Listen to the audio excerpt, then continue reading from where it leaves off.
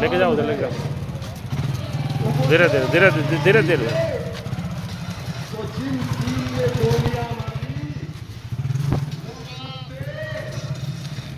बिल्कुल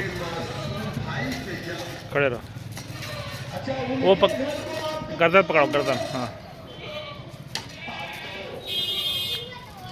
किसी समुदाय के घर को गिराना चाहते हैं, क्यों?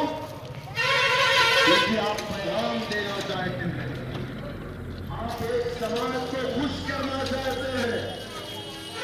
आज हमारे प्रदेश में विपक्ष के नेता खामोश है, समाजवादी पार्टी के लोग खामोश है।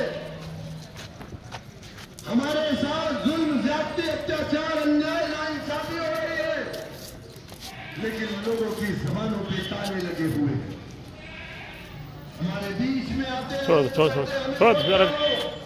उधर ले जा, हम तुम्हारे नुमाइंदे हैं, तुम्हारे लिए आवाज उठाएंगे, लेके जा। लेकिन जब जीत करके जाते हैं तो इनके मुंह पर इनकी